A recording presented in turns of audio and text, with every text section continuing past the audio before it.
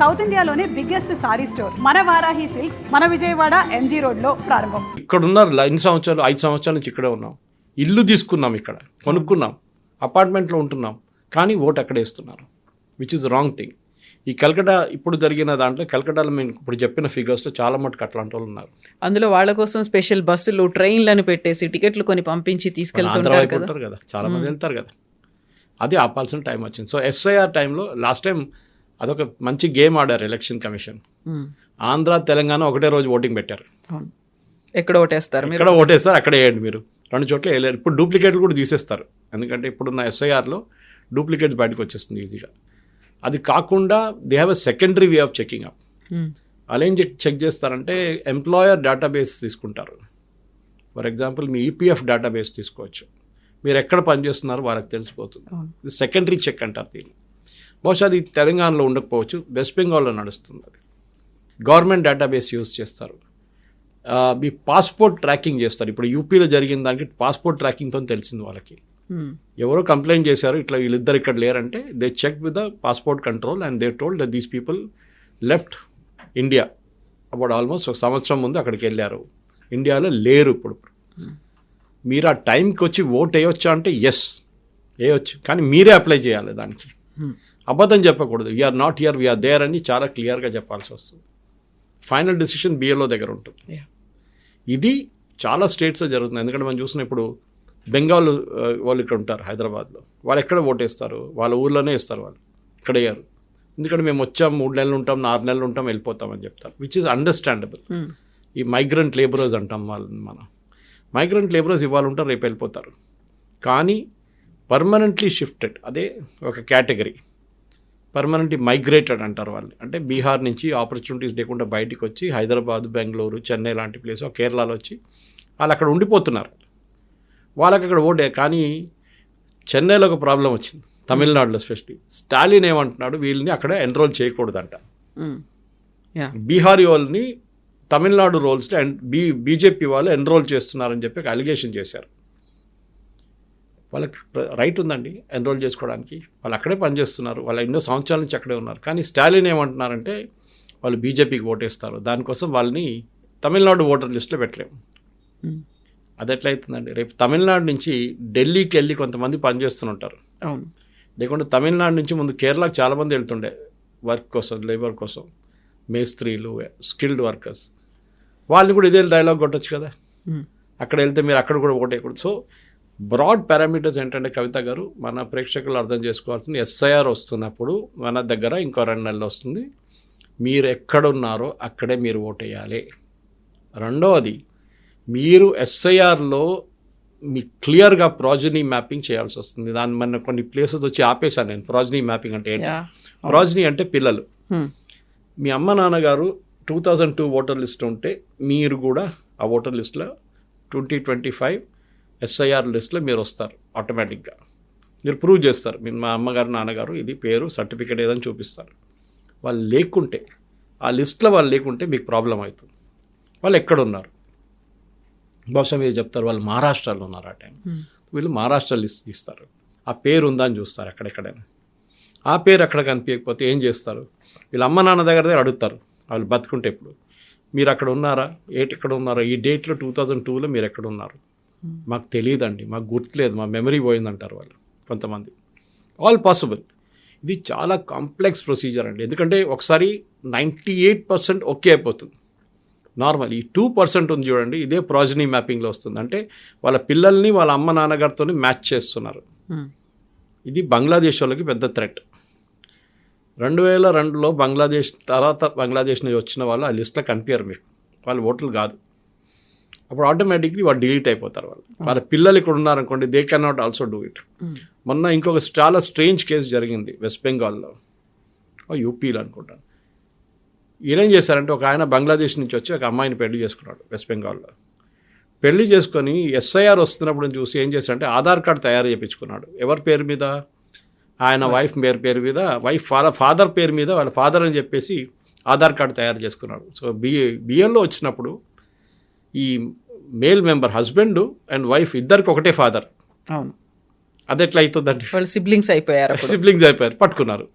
So automatically ఫాదర్లో చెప్పాడు వీడు దొంగ నెంబర్ 1 వీడు, నేను అసలు నేను ట్రస్ట్ చేయను, ఈజ్ ఫ్రమ్ బంగ్లాదేశ్, మీరు తీసేసేంత roll immediately he was remove from the rolls and he was asked to go and deport చేసేసారు అక్కడి నుంచి. ఈ ఎంటైర్ ఎక్సర్సైజ్ ఇంకొక 11 రోజుల్లో, ఆమె 11వ తారీఖు అయిపోతుంది, దాని తర్వాత ఇంకో 4-5 రోజులు ఉంటాయి. దాని తర్వాత ఫామ్ 6లో అప్లై చేయొచ్చు. ఎవరైనా వాళ్ళ పేర్లు మిస్సింగ్ ఉంటే ఫామ్ 6లో అప్లై చేసి దాన్ని ఒక హియరింగ్ ఉంటుంది బిఎల్ఓ లెవెల్లో. ఆయన అడుగుతాడు బేసిక్ ప్రూఫ్, మీరు ఎక్కడ ఉన్నారు ఇన్ని రోజులు, ఎందుకు అప్లై చేయలేదు, కొన్ని ప్రశ్నలు అడుగుతారు.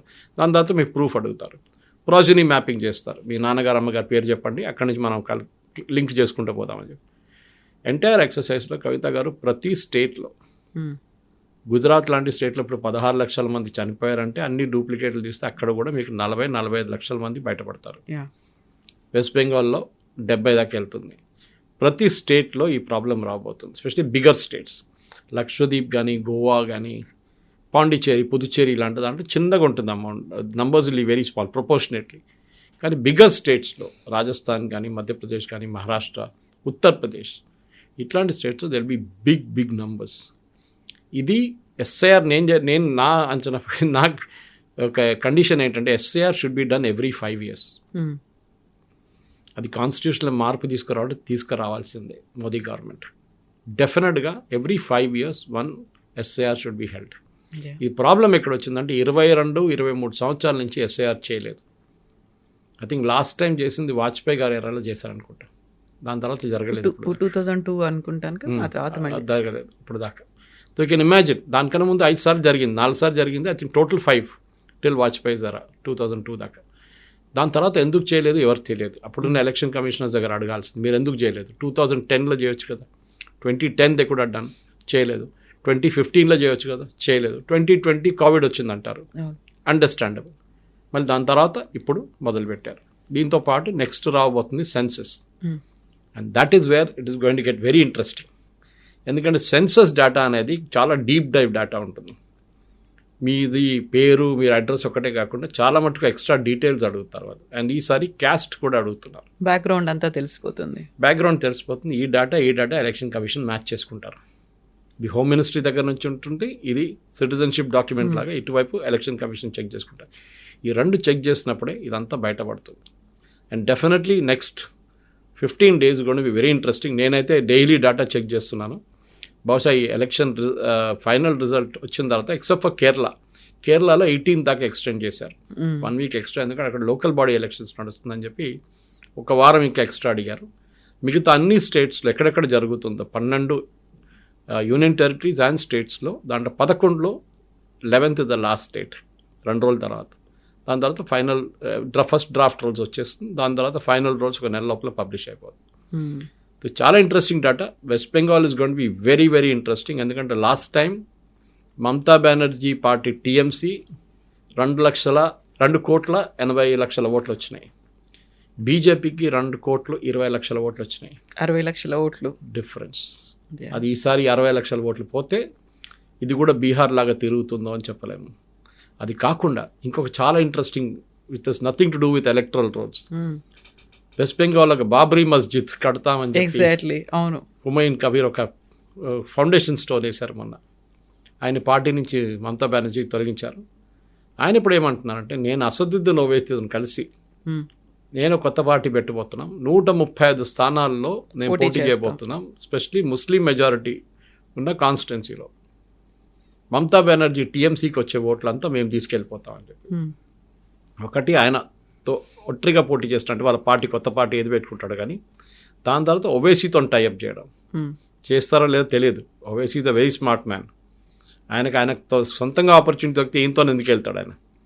ఇది మనం చూడాల్సింది. ఇది జరిగితే ఈ 64 లక్షలు, 50 లక్షలు, 70 లక్షల ఫైనల్ తీసేసిన లిస్ట్ నుంచి అది పోయి, దాంతోపాటు ఇది కూడా వస్తే ముర్షిదాబాద్, మాల్డా, 24 పర్గనాస్లో చాలా మటుకు ముస్లిం మెజారిటీ కాన్స్టిట్యున్సీలో 30,000, 20,000 ఓట్లు తీసుకెళ్ళిపోతే Mamata Banerjee candidate, TMC candidate చాలా డేంజరస్ సిచ్యువేషన్లో అయిపోతారు. దాని బీజేపీతో ఏ సంబంధం లేదు. ఎందుకంటే ముస్లిమ్స్ బీజేపీకి ఓట్ వేయరు. వాళ్ళు ఓట్ వేసి ఐదర్ మమతా బెనర్జీ ఆర్ కాంగ్రెస్కి అక్కడ అసలు సిచ్యువేషనే లేదు, అక్కడ జీరో. వాళ్ళు సిపిఎం జీరో. ఈ బ్యాటిల్ బీజేపీ వర్సెస్ మమతా బెనర్జీలో నెక్స్ట్ 1 week ఎలక్ట్రల్స్ వచ్చిన తర్వాత చూడండి, మమతా బెనర్జీ మొత్తం ఒక బాంబ్ ఎక్స్ప్లోడ్ అయ్యేట్లు మమతా బెనర్జీ ఎక్స్ప్లోడ్ కాబోతుంది. ఇదంతా నేను పట్టించుకోను, ఈ లిస్ట్లో నాకు అసలు సంబంధమే లేదు, ఈ ఎలక్షన్ కాదు, నేను సుప్రీంకోర్టుకి వెళ్తాను అది ఇదని చెప్పి గొడవ చేయబోతుంది. Because entire electoral roles will come out. ఆమె చేసిన ఒక ఇన్ని రోజులు 15 సంవత్సరాల నుంచి ఎట్లా గేమ్ ఆడుకున్నారో అది చాలా క్లియర్గా తెలిసిపోతుంది. మీకు ఒక్క north Calcutta and south Calcutta details మీకు ఇచ్చాను. ఇప్పుడు 30 నుంచి 33% మందికి కనిపించట్లేదు. అంటే 1,00,000 మంది ఉంటే 33,000 మంది మిస్సింగ్ ఉన్నారు యావరేజ్. ఆ నంబర్ ఇంకా పెరగవచ్చు, 40 దాకా వెళ్ళొచ్చు. That is actual voter list. And at west Bengal అనే ఒక ఎలక్షన్, దాంతోపాటు అస్సాంలో కూడా జరగబోతుంది. అస్సాంలో ఆల్రెడీ ఎన్ఆర్సీ నడుస్తుంది, అక్కడ ఎస్ఆర్ చేస్తున్నారు, special revision, not intensive revision. ఎందుకంటే NRC is already happening there. ఈ 2 స్టేట్లు చూస్తే చాలా క్రూషియల్ బీజేపీకి, ఒకవైపు మమతా బెనర్జీకి, ఇంకోవైపు తరుణ్ గొగోయ్ వాళ్ళ కాంగ్రెస్కి అస్సాంలో. It be very interesting days ahead. యూజువల్గా ఎలక్షన్స్ అనగానే ఓటింగ్ దాంతో పాటుగా చూసేది ఏంటంటే సైలెంట్ ఓటర్లు ఉన్నారు, ఎటువైపు ఓటేశారు, యాంటీ ఇన్కంబెన్సీ ఉందా, యూత్ ఎటువైపు ఆలోచించారు, వీటన్నిటితో పాటుగా ఓటర్ లిస్ట్, అందులోనూ కూడా ఫేక్ ఓటర్స్, డూప్లికేట్ ఓటర్స్ వీళ్ళందరూ ఉన్నారు, వాళ్ళందరినీ తీసేయడం అంటే అదే చాలా క్రూషియల్ అవ్వబోతుంది వీటన్నిటికంటే కూడా. కరెక్ట్. చాలా ఇంట్రెస్టింగ్ కవిత గారు. అది మీరు ఆ ప్రాసెస్లో ఇన్వాల్వ్ అయిపోతే మీరు కూడా ఎక్సైట్ అయిపోతారు. ఎందుకంటే ఎట్లా ఇన్ని రోజులు ఎట్లా నడిచింది ఇదంతా ఆలోచిస్తారు మీరు. అంటే ఇన్ని రోజులు ఇట్లా చేశారు ఇదంతా.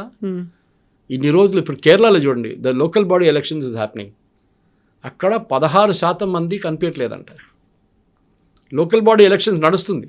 అవును, విలేజ్ ఈజ్ యూనిట్. అక్కడ లోకల్ బాడీ అంటే విలేజ్ లోనే ఉంటుంది. 16% పీపుల్ ఈ నడుస్తున్న ఎలక్షన్లోనే మిస్సింగ్ ఉన్నారు as per latest SIR of Kerala. అంటే ఇప్పుడు నడుస్తున్న ఎలక్ట్రల్ రోల్ ఇస్ ఫేక్. దానికోసం పినరాయి విజయన్ ఎలక్షన్ దానికన్నా ముందు చేపించారు. సుప్రీంకోర్టుకి వెళ్ళినప్పుడు ఎలక్షన్ కమిషన్ ఏం చెప్పారంటే, రోల్స్ వస్తుంది, మీరు 11వ తారీఖు దాకా మేము రోల్స్ పబ్లిష్ చేస్తామని చెప్పి పినరాయి విజయన్ సుప్రీంకోర్టు దగ్గర రిక్వెస్ట్ పెట్టి వారం పోస్ట్పోన్ చేయించారు 18th. సో ఈ 20th దాకా పేర్లు బయటకు వచ్చి అప్పుడు దాకా లోకల్ బాడీ ఎలక్షన్స్ అయిపోతుంది. వీళ్ళు లేరురా బాబు అంటే అప్పుడు ఇంట్రెస్టింగ్ ఏంటంటే, అప్పుడు ఓట్ చేసిన వాళ్ళు ఈ కొత్త ఎస్ఐఆర్ లిస్ట్ వచ్చిన వాళ్ళని కంపేర్ చేస్తే ఎంతమంది చనిపోయిన వాళ్ళు వాళ్ళ గ్రేవ్స్ నుంచి బయటకు వచ్చి ఓటేసి వెళ్ళారని తెలిసిపోతుంది. కేసు ఉంది కేరళ హైకోర్టులో. Kerala BJP state president, ex president K Surendran, దీనికన్నా ముందు 3 ఎలక్షన్ల ముందు ఆయన కాసర్గోడ్ నుంచి దగ్గర నీలేశ్వరం అని చెప్పి ఒక అసెంబ్లీ కాన్స్టిట్యున్సీ, అక్కడి నుంచి పోటీ చేయొచ్చు. Very close to Karnataka. చాలామంది కన్నడ మాట్లాడతారు అక్కడ. Even Surendran speaks good Kannada. ఆ కాన్స్టిట్యున్సీలో ఆయన 82 ఓట్లతో ఓడిపోయాడు అసెంబ్లీ ఎలక్షన్లో. 82 ఓట్స్. తో 82 ఓట్స్ ఓడినప్పుడు ఫస్ట్ రీకౌంట్ ఉంటుంది. రీకౌంట్ చేసినప్పుడు కూడా అంతే నెంబర్ ఉండిపోయింది. దాని తర్వాత ఆయన సొంతంగా ఒక ఎంక్వైరీ చేశారు, ఎవరెవరు ఓట్ వేసారో డీటెయిల్స్, ఫామ్ 17 డీటెయిల్స్ ఉంటుంది. తీసి చూస్తే 848 మంది గల్ఫ్ నుంచి వచ్చి ఓటేశారంట. 416 మంది డెడ్ ఓటర్స్ వచ్చి ఓటేశారంట, చనిపోయిన వాళ్ళు. ఇదే ప్రాబ్లం. దాన్ని ఆయన ప్రూవ్ చేశారు కేరళ హైకోర్టులో. అది నెక్స్ట్ ఇయర్ ఇంకొచ్చేదాకా గెలిచిన candidate IUML, Indian Union Muslim League candidate చనిపోయారు. So the entire petition became infructuous because ఇంకేం లేదు అక్కడ, ఓన్లీ బై ఎలక్షన్ వచ్చేస్తుంది. అది కాకుండా అదే టైం ఆయన బతుకుంటే he could have proved that the election was a fraud. ఇప్పుడు ఎలక్షన్ కమిషన్ చేస్తున్న ఇదే పని ముందు చేయాలండి. ఇప్పుడు చూడండి, సరే గల్ఫ్లో ఉన్న వాళ్ళు ఏం చేస్తారంటే ఎలక్షన్ టైంలో వాళ్ళు టికెట్ తీసుకొని వస్తారు చాలామంది ఇక్కడ ఓట్ వేయడానికి. కొన్ని పొలిటికల్ పార్టీ స్పాన్సర్ చేస్తారు వాళ్ళు. లాస్ట్ టైం మీరు చూడాలని కొన్ని ఫోటోలు పెట్టుకొని వచ్చారు. వాళ్ళ కార్డ్బోర్డ్ బాక్స్ మీద sponsored by Indian national Congress, sponsored by IUML, sponsored by CPM అని చెప్పి బోర్డులు పెట్టుకొని వచ్చారు వాళ్ళు గల్ఫ్ నుంచి టికెట్లు. సో అది మీరు అక్కడ ఉండి ఇక్కడ వచ్చి ఓట్ వేయడం మీకు ఎవరిని ఆపరు మిమ్మల్ని. కానీ మీరు ఫేక్ అడ్రస్లు పెట్టి చనిపోయిన వాళ్ళ పేర్ల మీద ఓట్ వేయడం అనేది ఒక పెద్ద ర్యాకెట్. దాన్ని ఆపాల్సిన టైం వచ్చింది. ఐ థింక్ ఓవరాల్ కంట్రీలో SIR తీస్తే మన దగ్గర ఉన్న 90 కోట్ల మంది ఓటర్లు, కొంతమంది 100 కోట్లు అంటారు, కానీ నా అంచనా ప్రకారం ఇప్పుడున్న దాని ప్రకారం 94 కోట్ల మంది ఉంటారు ఓటర్లు. That will reduce to minimum 88 crores. మన దగ్గర అంతమంది ఓటర్లు ఉన్నారు. ఈ క్లీనప్ ఎప్పుడో జరగాలండి, ఇప్పుడు జరుగుతుంది, చాలా మంచిది. ఫైనల్ ఫిగర్స్ కోసం వెయిట్ చేద్దాం. బహుశా ఇంకొక 2-3 రోజుల్లో, by end of this week మనకి ఫైనల్ డేటా వచ్చేస్తుంది. Yes, sir. So interesting. Thank you so much, sir. Thank you. Thank you. నిజంగా ప్రస్తుతం ఉన్నటువంటి సమాజం దేనికి ప్రయారిటీ ఇస్తుంది? ఆర్థిక సంబంధాల చుట్టూ మాత్రమే తిరుగుతోంది. మళ్ళీ ఎన్నికలంగానే చాలా విరక్తి కలుగుతున్నాం. మంచి అనిపిస్తుంది కదా, లేడీస్ కూడా ఛాలెంజింగ్ జాబ్స్ చేసినప్పుడు చాలా బాగుంటది. ట్రాఫిక్ అసిస్టెంట్స్ గా నియమించిన ట్రాన్స్జెండర్స్ అందరితో సాల్యూట్ చేయించుకుంటున్నారు. ఫుడ్ డెలివరీ ఇవ్వటానికి వెళ్ళినటువంటి డెలివరీ బాయ్ అనిల్ పై కళ్ళ ముందు పెళ్ళండి